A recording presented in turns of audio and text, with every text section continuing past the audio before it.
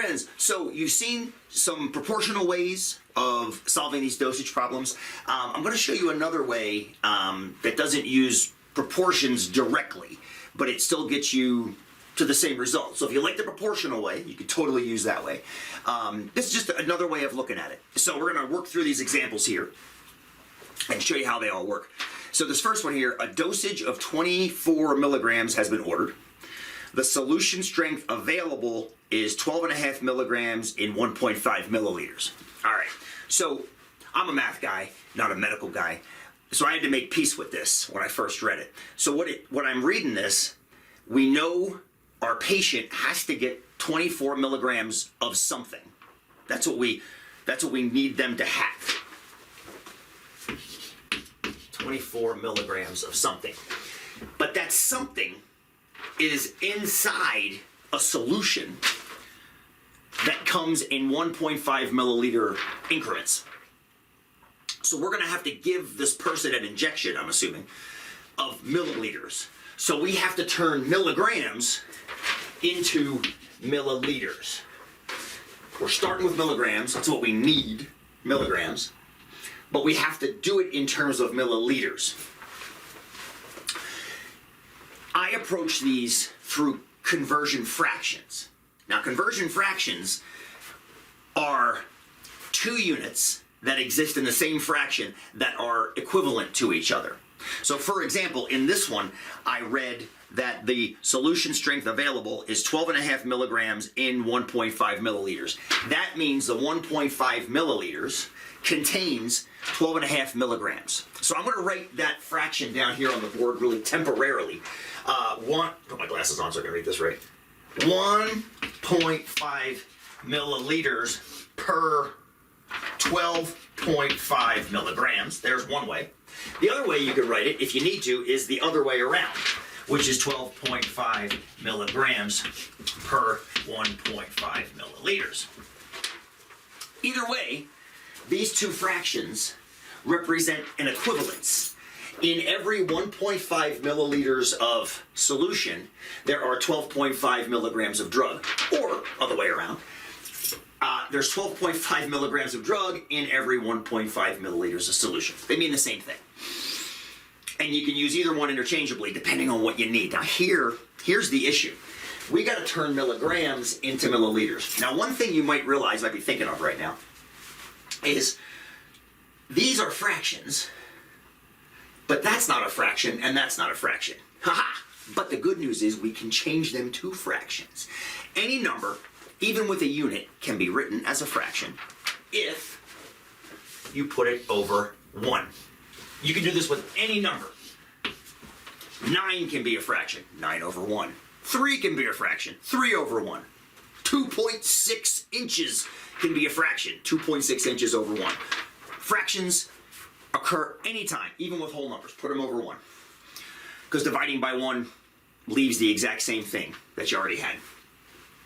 Now, why divide by 1? Why write it like that? Well, for two reasons. First of all, now everything looks like a fraction.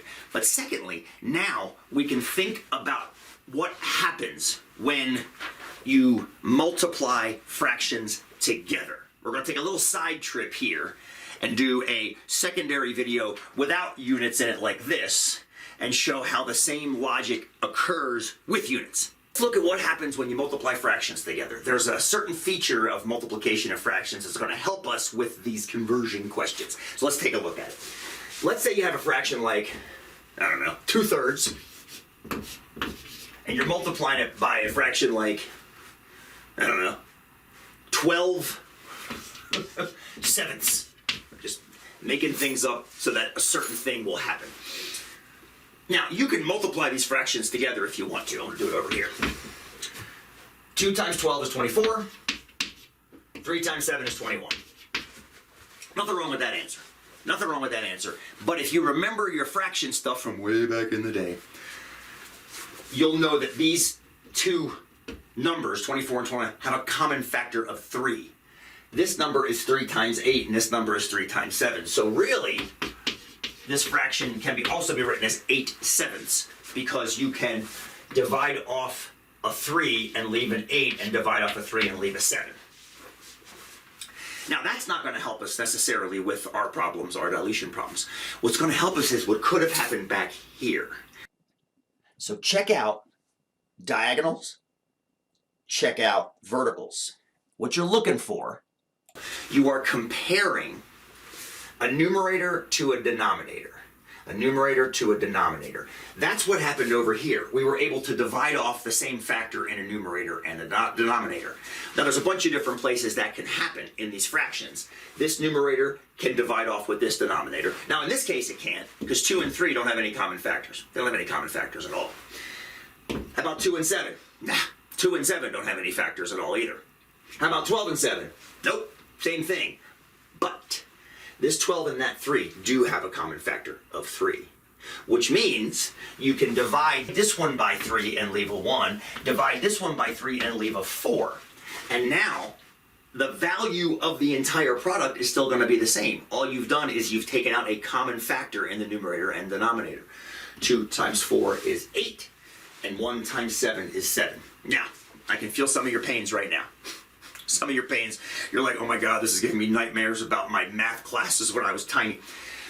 It won't be that hidden in your dilution problems or your dosage problems. It won't be that hidden at all. It's going to look a lot more obvious, like something like this. 12 inches in 1 foot times 8 feet. You're not going to be looking at numbers necessarily with these dosage problems. You're going to be looking at units. Let's see what I mean back in the original problem.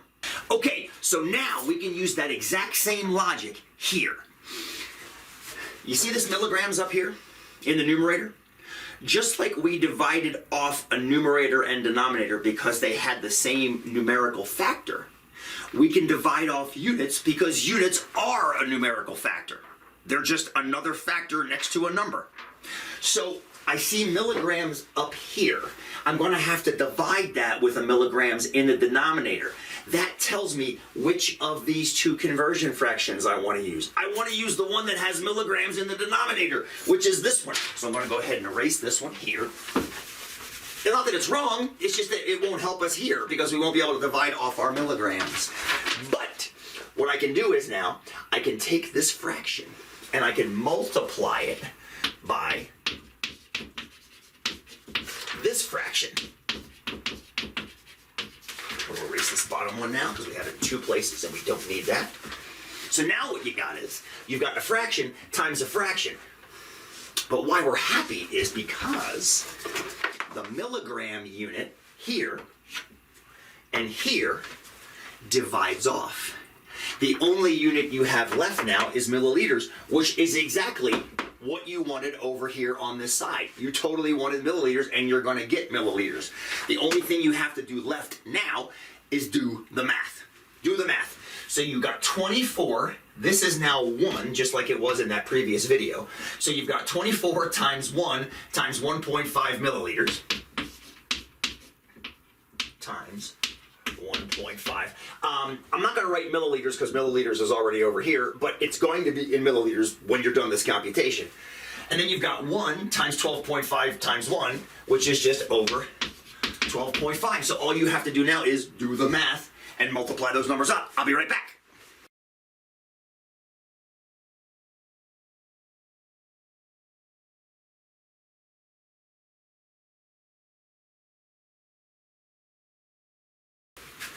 Okay, depending on what precision you need in your answer, I get 2.88.